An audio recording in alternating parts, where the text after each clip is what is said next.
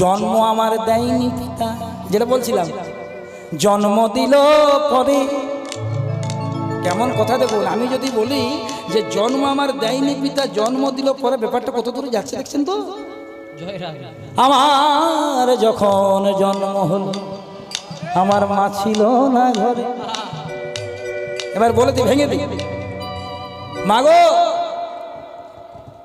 সীতা দেবী যার কথা আমরা আলোচনা করছিলাম এতক্ষণ, ওই যে মাগো জানকী, মা জানকী যে পাঠ পেল, সীতা দেবী উদ্ধার করে যখন রামচন্দ্র আবার অযোধ্যায় এলেন, কিছুদিন পর শোনা গেল সীতামা সন্তান সম্ভবা। এদিকে নরগুঞ্জন শুরু হয়ে গেল, রাবণের কাছে ছিল। ব্যাপারটা ভালো বুঝছি না।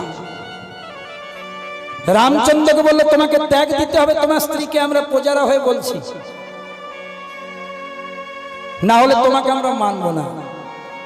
রামের মতন প্রজা হিতৈষী কেউ ছিল না বাবা, মর্যাদা পুরুষোত্তম রাম।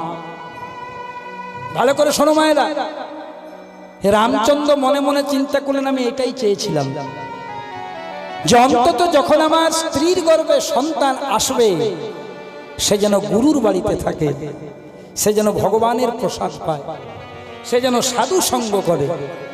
ওই জন্য আমার কথাটা মিলিয়ে নেবেন মা, আপনারা যারা শাশুড়ি মা হয়েছেন, আপনাদের যাদের একটু জ্ঞান হয়েছে, যখনই কোনো মায়ের গর্ভে সন্তান আসবে তাকে বেশি বেশি করে সাধু কথা, হরি কথা, কীর্তন, কৃষ্ণ কথা শোনাবে।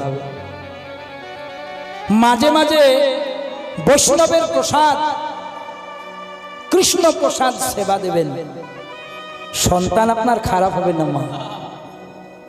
আর গর্ভে সন্তান নিয়ে যদি ফেসবুকে মেসেজ করেন, ও ছেলে ভেতর থেকে মেসেজ শিখবে।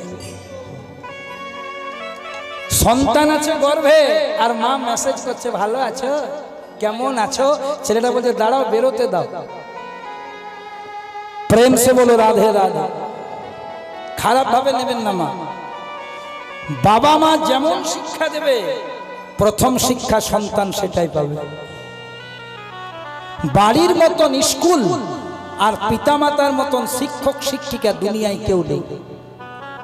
যদি মাটি ভালো হয় তাহলে ফসল ভালো হয়, কারো যদি মাটি ভালো হয় সন্তানরূপী ফসল ভালো হয়। আবার মাটি ভালো, বীজটা পোকা লাগা, তাও হরি বল।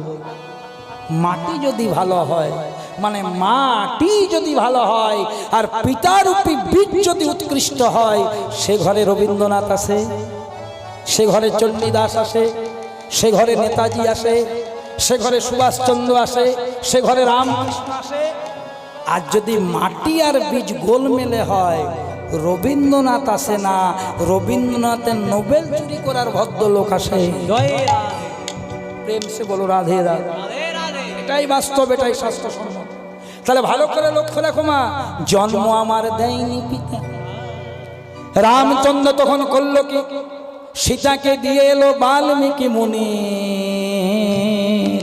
আশ্রয়, গুরুর আশ্রয়। গুরুর আশ্রয়ে বাল্মীকি মুনি বোঝালো, মা তোমার স্বামীকে খারাপ ভেবো না, ও আমার আশ্রমে দিয়েছে মানে কিছু ব্যাপার আছে। সেই গুরুর বাড়িতে থাকতে থাকতে, গুরু প্রসাদ গ্রহণ করতে করতে, সাধু সঙ্গ করতে করতে রামচন্দ্রের একটি সুন্দর সন্তান জন্ম নিল সীতার গর্ভে, যার নাম হলো লব। রামের ছেলে লব। ধীরে ধীরে লব বড় হয়, সাধু সঙ্গ করে, গুরু সঙ্গ করে। একদিন সীতা দেবী, লব তখন 6-7 বছর, একদিন সীতা দেবী বাল্মীকি মুনিকে বলছে, বাবা গুরু বাবা, বাবা আমি একটু নদীতে জল আনতে যাচ্ছি, রান্না বসাব, তুমি একটু লবকে দেখো। বাল্মীকি মুনি আমার একটু ধ্যানস্থ অবস্থায় ছিলেন, কিছুটা কানে গেল, কিছুটা গেল না। সীতা দেবী চলে গেলেন জল আনতে। যেই না সীতা দেবী যাচ্ছেন, পিছনে পিছনে লব যাচ্ছেন। বাল্মীকি মুনি দেখছে, কিছু বলতে পারছেন, এত ধ্যানস্থ। হঠাৎ এক সময় দেখলেন লব নাই। সীতাও ফিরছে না। বাল্মীকি মুনি তখন মনে মনে ভাবলেন, মায়ের খোঁজ করতে গিয়ে লব গেছে আর হয়তো নদীর জলে ডুবে গেছে। এখনই সীতা এসে যখন বলবে, বাবা, গুরু বাবা, আমার ছেলেকে লবকে দেখতে বলেছেন, কোথায় পাবো, কোথায়? নিলেন একটা কুশ, গুরু শক্তি দ্বারা, গুরু মন্ত্র দ্বারা সেই তৃণরূপী কুশের মধ্যে প্রাণ সঞ্চার করে দিলেন। প্রাণ সঞ্চারের দ্বারা সন্তানের জন্ম হলো, তার নাম হলো কুশ। জন্ম আমার দেয়নি পিতা, রাম দিয়েছিল জন্ম, জন্ম দিল পরে, মানে বাল্মীকি।